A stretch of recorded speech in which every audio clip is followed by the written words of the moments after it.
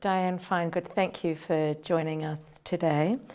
Firstly, if we could start with you describing what it means to have a systems approach to policy development.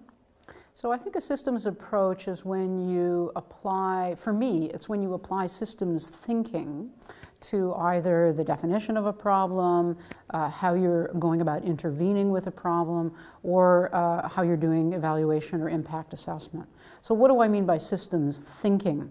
I mean you actually recognize and embrace the complexity of a problem, and you realize that complex is not the same as simple or complicated.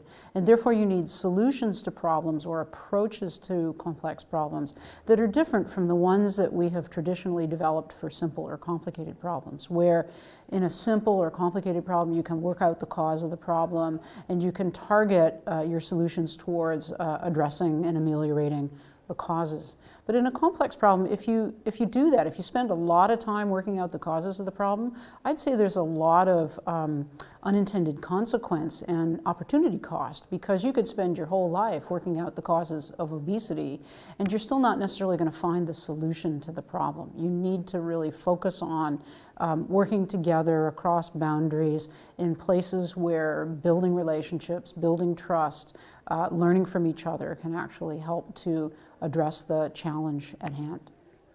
So what would you say adopting a systems approach to policy development brings that might not otherwise happen? Well, one of the things it will do is it'll value things that we often don't value in policy development. So our governments and our policymakers tend to work in a very top-down hierarchical fashion. In Trish Greenhall's words, that would be the making it happen approach. It's organized, it's managerial, we've defined those long-term outcomes, and we want to go about it in some defined way, defined mostly by the policymaker. But a systems approach recognizes co-production, it recognizes the value of participants and a broad range of stakeholders.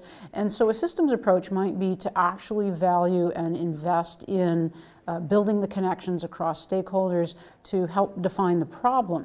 That's a different way of going about it than our systems generally do, and that would be a much more systems approach in my mind, because as we co-produce an understanding of the problem, we're also going to co-produce a reflection on what the solutions might be and how we might want to go about it. Are there certain types of policy problems where a systems approach might be especially beneficial? Sure, those would be the complex problems, not the simple or complicated problems. So the analogy I made and will make here is that if our problem is like baking a cake, that's a simple problem, it's generally reproducible, it doesn't require a lot of expertise, usually comes out the same. If the problem is complicated, like sending a rocket to the moon, again, a managerial top-down approach can be very valuable. You need expertise, you can define what it is you're trying to do, and you can approach it in an organized fashion, bring in the expertise you need, and set the goals. And yeah, you might fail a couple times, but you'll learn from those failures and move on. If the problem's more like raising a child, where expertise isn't necessarily all that helpful, you can't transfer your learnings from the first child to the second child or from somebody else's child to your child. There's a lot of randomness in it. There's a lot of nonlinearity in it, then those are the kinds of problems that are complex and need a systems approach. So I guess the first step would be to say, what's the problem we're talking about? And is it more like sending a rocket to the moon or raising a child? Does it have those characteristics that make it complex? And if it does, we don't need to run from it. We don't need to think, oh, we can't solve it. But we really need a different mindset for how we go about addressing it. And one final question. If you could give a message to researchers wanting to work in this field, what would it be? So my message to researchers is to look for new ways to develop empirical evidence about systems thinking. So one of the challenges, I think, in this area is there's lots of talk in the literature, in the academic literature, about a systems approach and systems thinking.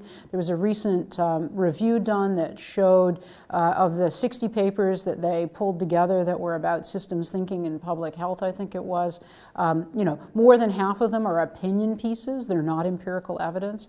So really understand what systems thinking is, understand what a systems approach is, and then start to think about what empirical evidence do we need to collect that would enable us to say a systems approach actually has the evidence that shows that it works. And that's where I think the gap lies.